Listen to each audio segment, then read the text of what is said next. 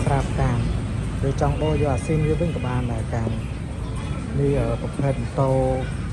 មកទឹកមកពីជប៉ុនណាបងប្អូនតែវាប្រភេទដាស់ពុនឡាយវាថ្លៃដែរទេគ្រឿងវានៅស្អាតទាំងអស់